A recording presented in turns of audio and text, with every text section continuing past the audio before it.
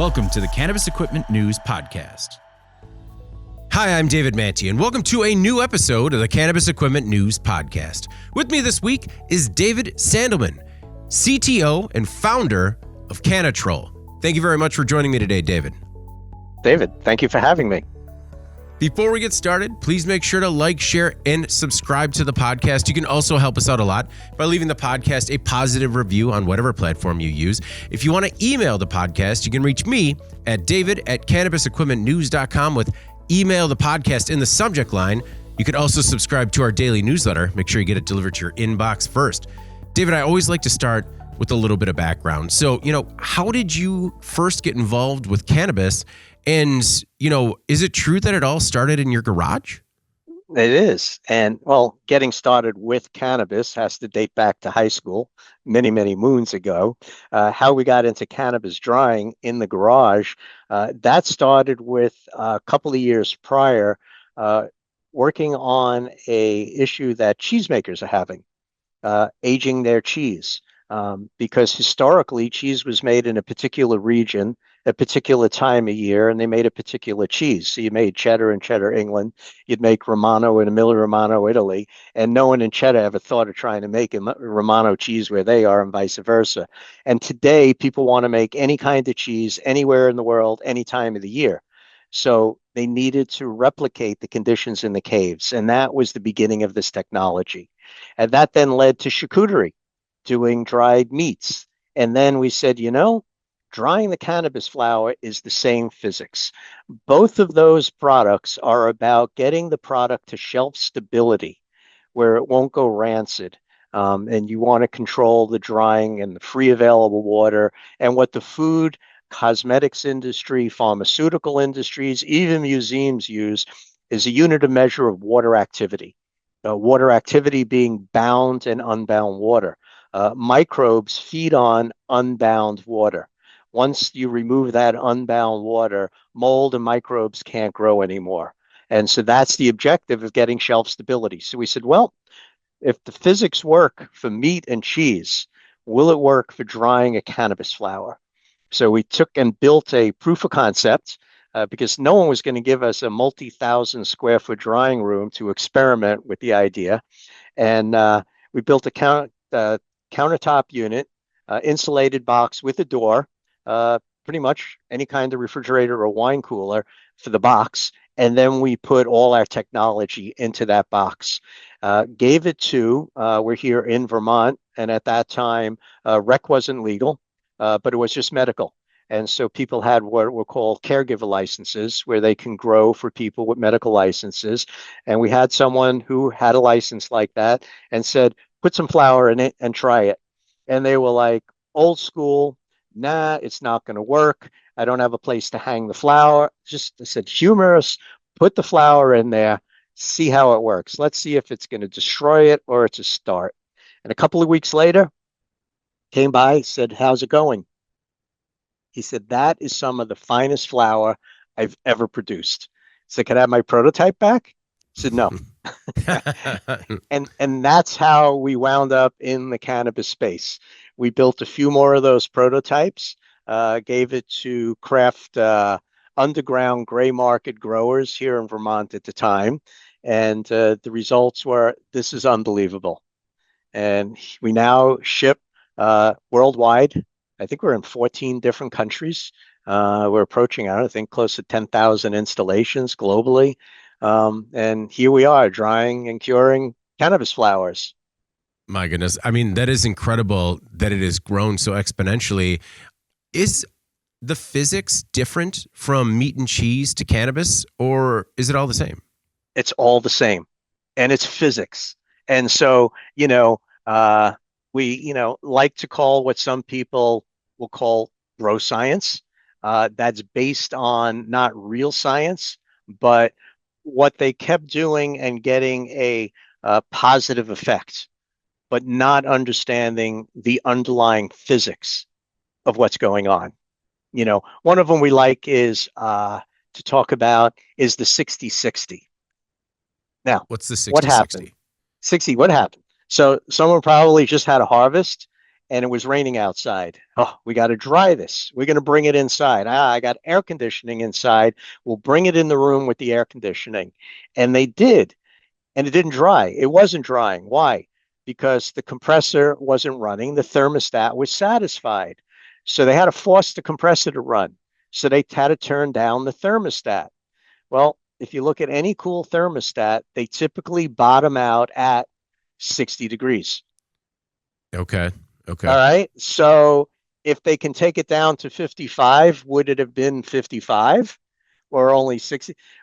Cooling thermostats typically only go down to 60. So I think that's pretty much the origin because the reality is the cooler the air, the harder it is to remove moisture.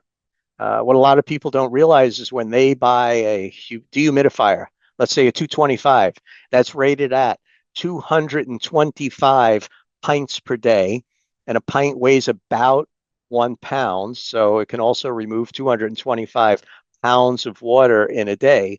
They're typically rated at, I believe, a 78-degree Fahrenheit dry bulb temperature. And as you lower that temperature, that dehumidifier's capacity gets derated. So when Mm, you get down to 60 degrees, that 225 might be 125 is what okay. its rating is at. So lowering the temperature works against you when you're trying to remove extra water. You have to Mm. work even harder to condense out that water. So interesting thing. So we're really diving into the science. Well, in diving into the science, what was that initial proof of concept, early development like? Did it start with a napkin sketch? How did you begin?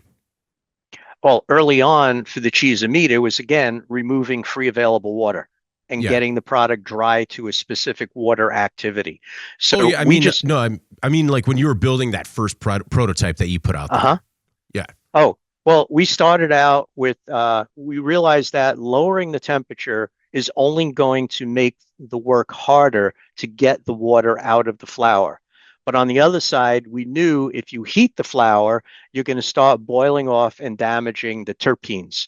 A lot of these things boil off, the volatiles, upper 70s, low 80s. So we picked a nice convenient number of 68 degrees Fahrenheit as our dry bulb starting point.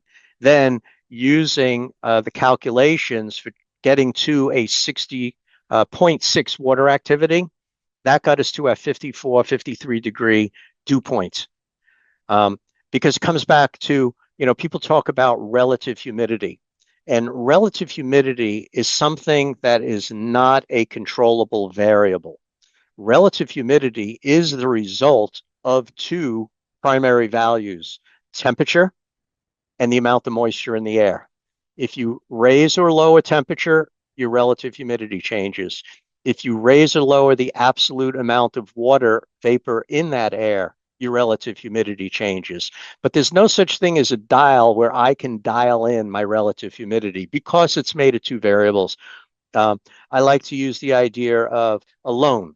All right, you get a bank loan, a car loan, and you say, I want to change my monthly payment. There's nothing that changes the month. You can't turn up and down your monthly payment. You can change the interest, you can change the principal, you can change the length of the loan, change any of those, and your monthly payment changes. But there's no knob that turns your monthly payment up and down. You got to change. Relative humidity is the same thing. Change your temperature or change your dew point, your vapor pressure, and your relative humidity changes. So we broke that all down to the basic physics. We're going to maintain the proper temperature of 68 degrees, and then we're going to regulate the dew point. What ultimately happens is the flour comes to equilibrium at that dew point and then no longer continues to dry. It holds. So up until now, where people have been using legacy air conditioners, mini splits, dehumidifiers, all of them continually remove water from the flour. And at some point, you must arrest the drying process. You got to take the flour out of that space and then put it in a sealed container, turkey bag, mason jar, plastic tote, whatever, because you don't want it to lose any more moisture. Now, there's a lot of guesswork. because people aren't using water activity meters to say when that right time is and seal it in a vessel. But what would happen is if they pulled it too soon and there was still free available water, and now they seal it in a container with that free available water, well, those mold and microbes are going to have a field day consuming that free available water. So, what was the solution? We're going to burp it. Well, we're going to open it up and let that free available water out, reduce the vapor pressure inside that sealed vessel. The problem is, well, if I open that mason jar in Florida in August, chances are the air is wetter outside than inside the jar. Or if I open that jar in Minnesota in January, the chances are the air might be right in the jar, and now we're going to overdry what's in the jar. So there's not a whole lot of science to this burping, but it was a necessity because the flower didn't come out of the dry room when you arrest the drying process necessarily at the target. By controlling the vapor pressure in the space, the flower comes to equilibrium. You can leave it there. You can leave it there a day, a week, a month. Now you're truly curing the flower without continuing the drying process. So when did you found Cannatrol? Cannatrol is about 6 years now, where Okay. we've been in the cheese and meat for over 15 years. Hmm. But then we decided to focus on the cannabis industry, and primarily helping to educate people on what is drying and curing a flower about, the dry, cure, and store, and what's the physics behind it. And that's what we're working on. I think if you can see behind me, there's a little box, and we call it the Trichome Buster. Um, because so let's go back to when people said, hey, this is some of the finest flour I've ever produced. Now we're trying to figure out why. What's unique about it?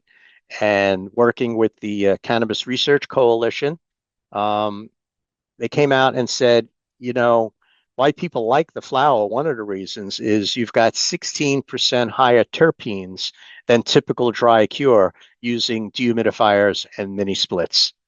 It's like, okay, and those tests were done repeated and kept coming up with the same results. We're doing now real science. Now we said, okay, why do we have higher terpenes?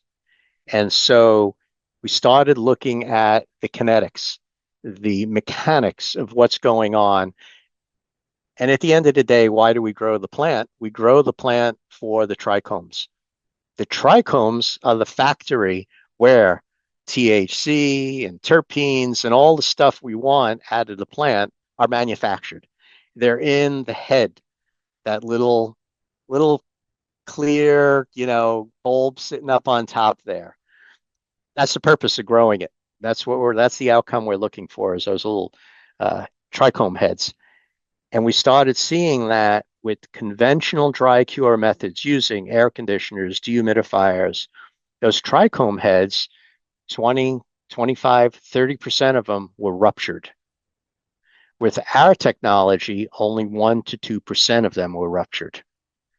So now we're starting to get down to why do we have higher terpenes, and why do people say the flower is so much better? Is because we're not causing damage to the trichome heads. And that's now we're digging into the mechanics of actually what's going on.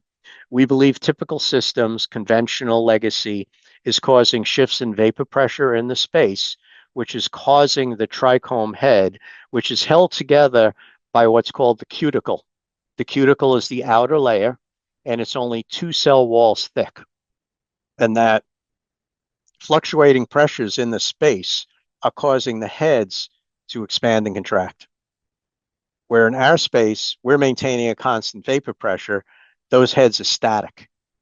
So we're now trying to understand, is the static allowing the cuticle to say harden, which preserves the trichome heads so they're less prone to being damaged, and that's why we're getting better shelf life? Or is it the fluctuation in pressure in a conventional system causing that two-layer cell wall of cuticle to fracture and rupture. That we haven't yet determined. Or is it a combination of both? We're working on that, but we're zooming in, we're zeroing in on where the magic is occurring. Now, you keep mentioning real science. Do you feel like you need to repeat that just because the industry isn't necessarily flush with real science? We hear some crazy things, like we're talking about the terpenes and everything being manufactured in the heads of the trichomes. And then people say, well, I hang my plants upside down so that everything flows into the flower so that it's not maple syrup. It's not sap. it's in those little heads. So we hear lots of crazy things like that, and we go, well, wait a second, this isn't science. Yeah. What are some of the other crazy things that you've heard out in the industry like that? Well, people talking about this the 60/60, Oh, and yeah. where's the science behind that? Yeah, yeah. All Okay. right. Also, how do I know my flower is ready to pull from the dry room? I snap my twigs. Well, there's no correlation between twig snapping and the water activity of a flower. What I can tell you is when your twig snaps, your stem snap, you've overdried it. Mm, hmm. You're past the point of no return. So there's many of that. Do you think your commitment to the real science in the industry has helped with customer buy-in? Oh yeah.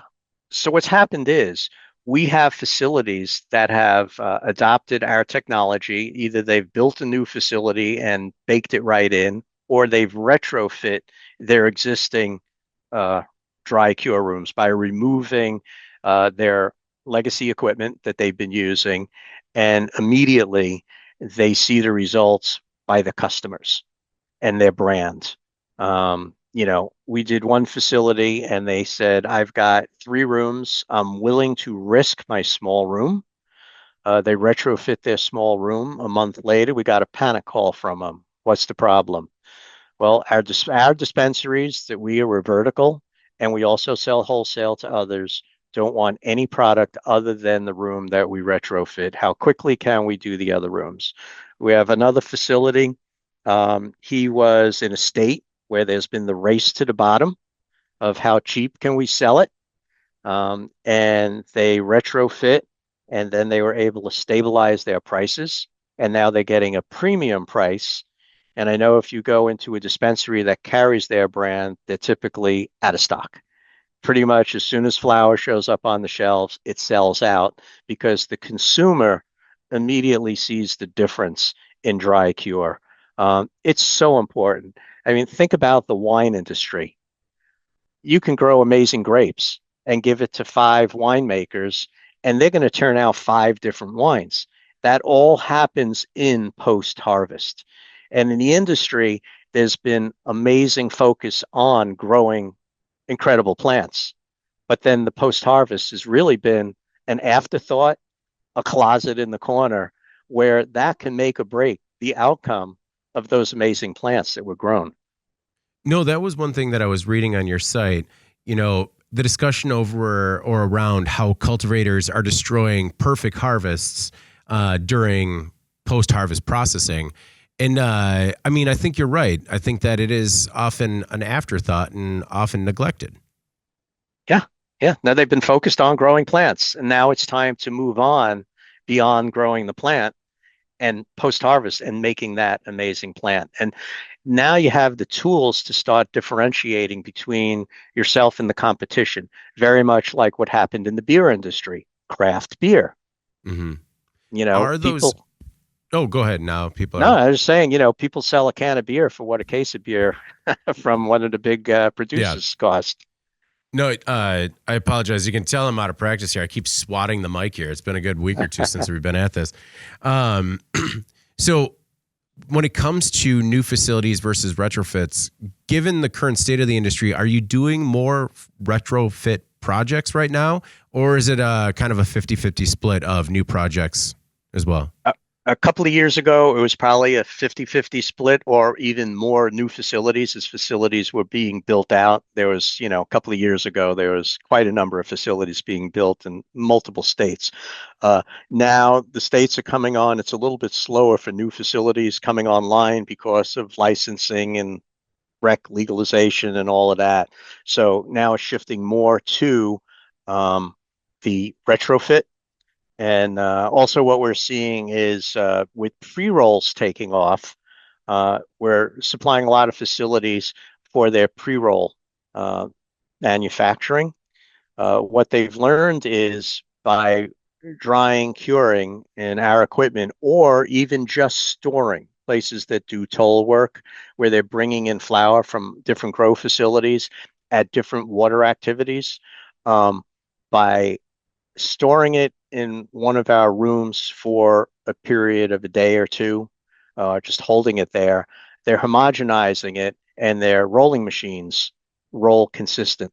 They're not constantly chasing depending on the consistency of the flour, the texture of the flour, due to it coming in too dry or too wet. We're giving all the flour the same water activity, and the machines just run. So is that something that you can help educate the automator, like the designers of the automation equipment as well? Just to, when their clients potentially run into similar issues with machines kind of getting gunked up, or requiring additional maintenance, is there room there for them to help with that education?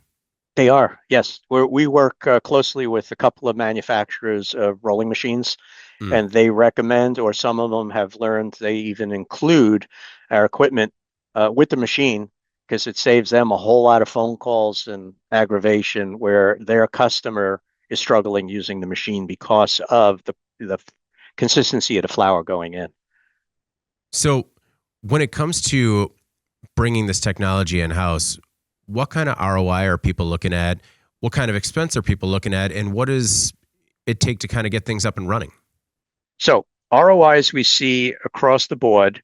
Uh, the fastest ROIs we've seen and how we basically calculate that. Uh, there's a couple of numbers that go into an ROI, but the one we work with is yields. We go to a facility and we see that they're over drying their flour. We'll measure the water activity of what they're currently shipping. And it might be down at a zero point 0.5, where but they're concerned about uh, shelf stability and mold growth and things like that. So they're over drying to compensate for not being able to dial in a zero point 0.6 water activity. So we'll go in, do a water activity measurement, say what their annual volume is going through there, and saying you're losing 8% of your top line sales by overdrying. And so we can see, depending on what their throughput is, anywhere from 3 months to a year, an ROI on the capital cost just on the savings of not overdrying the flour. That doesn't factor in the premium they can now get for their flour and charge a higher price because they're going to be better than their competition, and they're going to have stickiness to the consumer that recognizes it being a quality product. It also doesn't include the reduction in labor. We've been to facilities and they're like, you know what?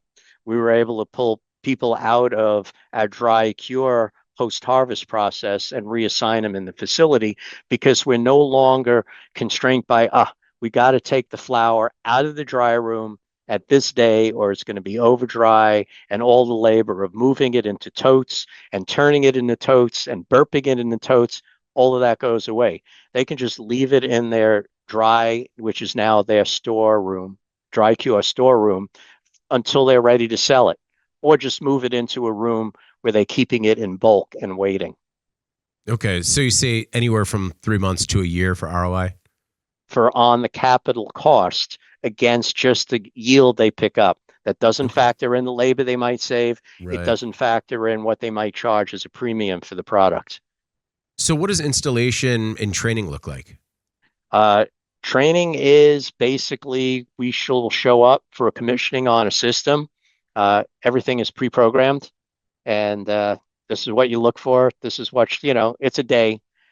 Installation varies, uh, anywhere from places are doing it themselves, and we don't even hear from them. When we ship a retrofit, we send it with wiring and piping diagrams, and they do it in-house. All the way through, we might have to meet with the contractors there. So to put a number on the installation, that's difficult because, again, whether they're doing it in-house or they're bringing in some top, uh, MEP contractor that's going to, charge us fancy prices, but they do fancy work. So, Have you ever had to turn a potential client away? uh, I can't think of one. No. Okay. I was just curious in terms of, sometimes there are limitations on buildings that cannabis operators can go into. And I didn't know if there were ever any that couldn't be retrofit, I guess, for the system. If they're currently doing it in a room with some mini splits and dehumidifiers, we can make it work in that room. Definitely make it work. I can tell you there was, now I'm thinking back a couple of years, a facility in Oklahoma that wasn't thought through. And they showed us what their dry cure rooms were to be built out. And then we looked at their flower rooms and their production and said, you don't have enough space for what you're harvesting. So it's a bigger problem than us that someone didn't spend the time to do the math and think about post harvest when they spent a lot of time. How many plants can we grow? How much flower can we produce? And put no time and thought into, okay, now what are we going to do with it when we harvest it? Speaking of problems, does the industry have a problem with shelf stability? We believe so, yeah, because it starts with people looking at percent moisture and not water activity. Yeah. I mean, And okay, so not just does the cannabis industry have a problem with shelf stability, is there even an adequate understanding of what shelf stability is? we're trying to educate every day by talking about water activity and Yeah. not percent moisture, because it's the water activity where the bound and unbound water that mold and microbes grow on. Your Yeah. percent moisture is the total amount of water in that flower, whether it's bound or unbound. Okay. How can your process help with the entourage effect? Uh, don't really know. We haven't gone down that, but we do know people say it makes better hash. It's better for extraction. Um, so, but back to the kinetics and what's going on at that trichome level. Okay. One thing that I was curious about too is that you offer these quick start kits. How is a quick start kit different than sort of a retrofit or a new build? Okay, so on a dollar per pound basis, our quick start systems are more expensive. The reason is we're supplying an entire room. So we build the room at our factory. We completely wire it. We put everything on. We test it. We run it. We then disassemble it, put it on pallets, and ship it to the customer, who then stands up the room and plugs everything in. They need two tools. They need a 5/16 spin tight, which we include, and an Allen key to lock the panels together. As smaller rooms, we've had customers build in less than a day and have them up and running. They just got to bring power and water over to it. So you're paying a premium for us to build that room and test it, but you're up and running in a day, two tops from the time you receive it. Versus a retrofit, we're selling the components with piping and wiring, and then you've got to, mount everything, pipe it, and wire it yourself in your existing room. So you're saving on the construction of a room because you already own it and have it. And you're putting in a little bit more in labor on your side. But all in all, typically a retrofit is a lower cost per pound than one of our quick starts. But our quick starts are great for a small operator. Doesn't have a whole lot of mechanical people or facilities people in house. It's a small operation, and they can stand the room up, by themselves with those spin tight and Allen key in the day. Yeah. No, I mean, as a technologically, let's just say novice, we'll say novice, I certainly understand the allure of a quick start kit. Yeah. And they're limited in size. Our largest one is takes up to 720 wet pounds of flour. Okay. So that'll put us some perspective. Just once you get beyond that, you're already getting into a larger facility that's 1,000, 1,500 pounds per harvest versus 720, 700 pounds What's the wet biggest flour. facility that what's the biggest facility that you've gone into? Oh, uh, 6, 7 rooms of 1,000 to 1,500 pounds each. So what happens is at room sizes, and we can do rooms of 5,000 pounds, but what you want to do is you want to batch process. You don't want to bring wet flour into a room that's already got partially dried flour. You would never throw soaking wet towels into your clothes dryer when the towels in there are halfway dry. It's not going to work. You want finish drying what you got in the dryer. Same thing. You want to load a room, dry it, and then move it out before you bring in fresh flour. So how our rooms typically wind up getting sized is a function of the in-house labor a facility has. How much labor they have to take down how many pounds of flour and get it hung in a day. And we find the sweet spot somewhere runs 1,000 to 1,500 pounds. Now, granted, we've spoken to people, they take down 3,000 plus pounds in a day, but they're rare. They just, their teams and how they handle things, that's not typical, but it's doable for us. So there is no limit as far as how big a room. Uh, that's just physics, and we just scale up the equipment. Over the last 1 or 2 years, or maybe since its inception, the company's inception, have your customers had trouble accessing capital to bring the systems in-house? That's one of our bigger barriers is they don't have the cash. So here you present someone 6 month ROI. How could you not spend that? But they don't have the capital. And we've worked with a couple of finance companies, and they come and go. Or once people see what the finance companies that are willing to finance want as far as security, deposits, credit, who knows, or interest rates, people are like, I can't do that. Okay. Okay. So Um, when it comes to the many projects that you've been a part of, do any come to your mind when you think of what have been the most successful commercial projects? uh many of them are. Um, it's when you hear the stories like we retrofit one room, how quickly can we do the others because our customers, are demanding only that product.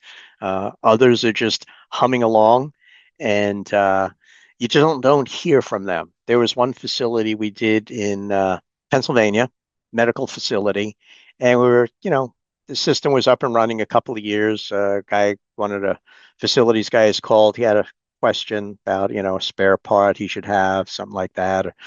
And we're chatting, and he goes, in our entire process, this is the only thing we don't question. So when we have flour coming out the end and there's variations in it, so we know our dry cure is consistent all the time. He said, we're going to start looking, upstream, downstream, what might have changed. But what we do know is that dry cure always is the same. So when you say something like that, this is the only part of the process we don't question. Do you think then that there are other parts of the process that you might be able to tackle with some real science? And we're starting to look at that. Okay. What we're starting to explore, and we're doing some tests right now, is maintaining because we're all about vapor pressure control in the dry space, Hmm. applying that to a grow room. Okay. Interesting. So now, when you say you're investigating that, is that something that you're working with the CRC with, or is that something you're doing R&D on your own? We currently have it in a facility that Okay. they're running, Okay. and so right now, what we're getting from them, let's call it subjective, Okay. and Okay. then we're looking potentially to partner with CRC so they can do true side-by-side testing. Very interesting. Okay. Um, you know, when you were working in meat and cheese and you saw the opportunity in cannabis, did you ever imagine you'd be here now? No, no. 6, 7 years ago, if you told me I was there, I'd say you are absolutely crazy. What I can tell you is going to the various facilities, meat, cheese, cannabis, sample takeaways are great. I believe that. I believe that. Um, how much of how much of the business has the cannabis part evolved into? Is it a significant portion of your business? Yes, cannabis is significant. Meat and cheese were a hobby for craft cheese makers, craft meat makers. There are just so many. It's a limited size market, where cannabis is really global and growing. Oh man, I mean, you're just involved with like the best of the best when it comes to those sample takeaways. Uh-huh. Man, We have fun going to an Italy to the cheese department and pointing out all the cheese that has our technology for drying and curing. oh my goodness. So, I mean, I know that you can't really identify like one or two, but like, do you have, your favorites when it comes to cannabis operators? Just from your own personal, what you prefer when it comes to cannabis products? Uh, there, I'm a flower consumer, so I like good flower and well grown, but again, post harvest is key. We test flower, my review of a flower is if I squeeze it and it's supple and sticky. And if you put it down on the table, you put your palm and it stays on your hand, that's a nicely cured flower, dried and cured. If you squeeze it and it turns to dust, I'm not even going to try it. I know it's going to be harsh. You're going to cough. Uh, what event were we at? We were at some event and we always travel with flour that's dried and cured with our technology. And people were like, I don't cough. I don't hack. It's like smoking marshmallows. It's smooth. You can taste it because the terpenes, it's not over dried and the terpenes are all there to be experienced. Well, I mean, on the education side, that has to be difficult too, just because in some of those markets where you see people racing to the bottom and it's on price and percentage, will it take re-education of the cannabis consumer, or do you hope that they'll kind of find it on their own? So the facilities that are adopting this, the consumers are finding it on their own. Once they try it, they go, wow, that's so much better than anything else I've tried. They go back and ask for that brand again and then want to stick with that brand. You have it in the beer industry. Again, you have Budweiser, and there will always be Budweiser, which is your price point, high volume. And then the list goes on for the craft beers. Yeah.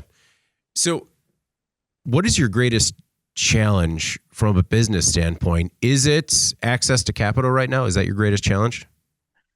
Not for us, for our customer. Or, I mean, yeah, for in terms of growing your business. Right. Is for more of our customers to have access to capital. Probably one of the biggest events that will be helpful for us would be rescheduling and the elimination of 280E. Because then our equipment is a capital expense. It's something they can invest in, depreciate. It's a normal business expense. It makes sense. Now, with 280E, there isn't much left to spend on capital equipment, and there's no real tax incentive to do it. Do you, when do you foresee rescheduling and the removal of 280E actually happening? I'm not even going to venture a guess because if I listen to the crystal ball people, it should have happened, I don't know, 6 months ago. Yeah. And now, I mean, that's my favorite part of, talking to people in the industry is just how varied expectations are and predictions as to what's going to happen in the industry. yep, we have none. We just keep moving forward and Okay. are ready for the day that it happens because we'll see, we'll have to scale up quickly.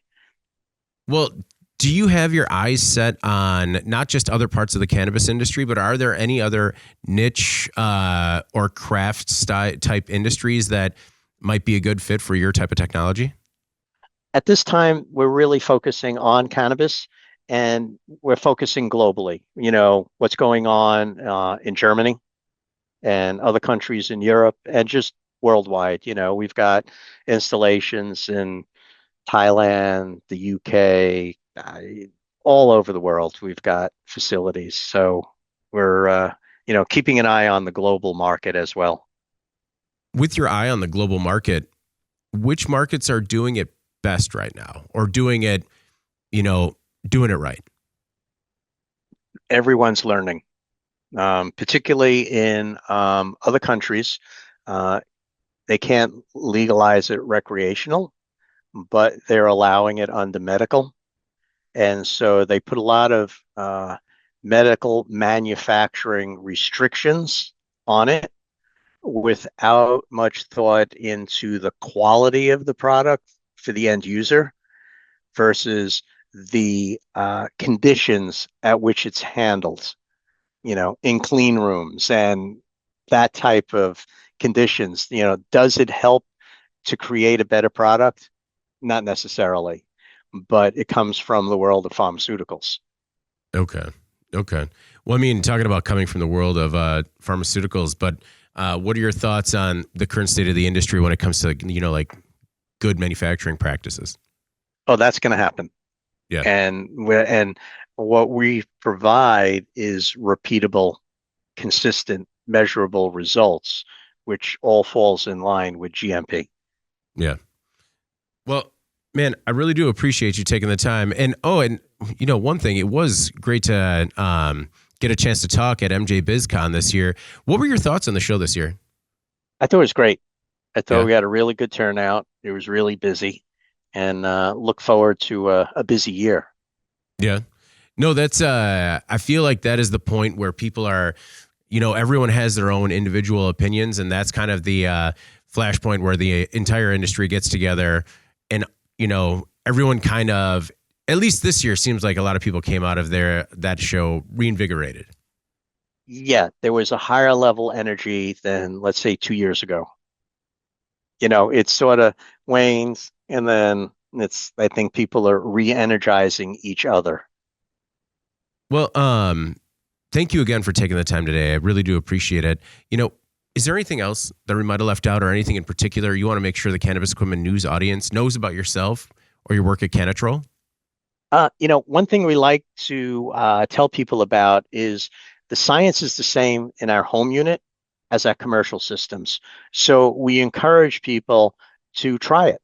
If they're thinking about it on a commercial facility, buy one of the home units.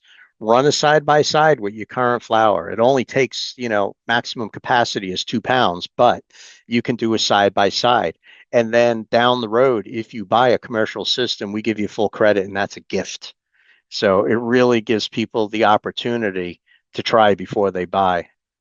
So what is the home unit? Is it, what's the form factor? It's like a small tabletop refrigerator is the Hmm. size because we need an insulated sealed box. So we're using, a refrigerator platform, even though it doesn't have a compressor or anything like that. So it's a little tabletop unit. They sell for $1,600. It takes 2 pounds of wet flour, and in 8 days, you're smoking amazing flour, but you can leave your flour in there as long as you want. So we've had flour in a unit for over 2 years, and it still smokes great. Really? So do you have a lot of those in the market with home growers? Oh, yeah. Yeah. Yes. Okay. Thousands and thousands globally. Really? Yeah. What came first? Did the home grow machine come first? The home grow was the proof of concept prototype to see if the science would work. Oh, okay. And that proved it out. And it's like, okay, now we can go big scale like we do for cheese and meat because those are rooms that hold many thousands of pounds of product. So now we knew Yeah. it would scale up like we've already been doing in the other industries. When you were doing that proof of concept, was it strictly for commercial purposes, or did you think that, hey, this little unit might have a play for home growers as well? We didn't think it did, Mhm. and people in the industry laughed at us. Oh, really? Yeah. Okay. What was that the aha moment when they're like, hey, can we want that prototype back? And they're like, yeah, it's not going to happen. Yep. Yep. And then when we started selling them, and then another and another, and then it was like, there is a market for this. The home grow market is a decent market. Where do you manufacture? We're here in Vermont. Okay, and So, all the manufacturing, everything's in yep, we're Vermont. doing all the production here. Yep. Wow. Well, I mean, like you said, you started in your garage, however long ago, and now how many employees do you have? 20, 20, Man, 20 plus. Yeah, it's a different world. At least you can have conversations with actual human people, though, and just talking to yourself in the garage, right? that's right. And our customers like it because we actually answer the phone. That's a, I mean, I feel like the industry, not just this industry, all industries have gone two ways, where it's either customer service is an afterthought or it's white glove. There's nothing in the middle. right. No, we pick up the phone. We help you out. You got a problem growing. So we wind up on lengthy phone calls where people start, well, my leaf is a little yellow. And, because pretty much everyone on the phone here who's doing customer service, customer support grows. Okay. So they've got some experience there. No, hey, I mean, that's important to have that type of industry expertise. Yep. Well, thank you again for taking the time. And, sorry that I missed the home grow machine, but anything else? I know that you had the S series storage that you have as well, but you talked a little bit about that with pre-roll automation. Yep. Any other products or anything in particular that we might have left out? No, nope. The S series, that's an interesting one that, leads to, the pre-roll. We had someone who does pre-roll as a service, and he's like, we got an issue here where a customer supplied us with 1,000 grams of flour, and we shipped them over 1,000 1-gram pre-rolls. Well, because the customer supplied them with very dry flour. And after they stored it and brought the water activity to target where the machine was, yeah, they gained a couple of points there. Oh my goodness. Well, so it's not just so stuff that's over dried you can bring back. Yeah, yes, you can bring it back to a point. Once the terpenes are gone and stuff, and they're gone, they're gone. But as Yeah. far as the texture of the flour, yes, you can bring that back, and it improves in the smokability. Man, that is cool. Well, that's very cool. And I mean, it's an exciting product. And again, thank you for taking the time to tell us a little bit about it, man. I'm excited to learn about what's coming next from Cannatrol. Yep, we'll keep you informed. It's great chatting with you, David. Awesome. Well, before we get out of here, please make sure to like, share, and subscribe to the podcast. You can also help us out a lot by leaving the podcast a positive review on whatever platform you use. If you want to email the podcast, you can reach me at david@cannabisequipmentnews.com with email the podcast in the subject line. You can also subscribe to our daily newsletter. Make sure you get it delivered to your inbox first. All right. For David Sandelman, the CTO and founder of Cannatrol, I'm David Manti. This is the Cannabis Equipment News Podcast, and we will see you next week. Welcome to the Cannabis Equipment News Podcast.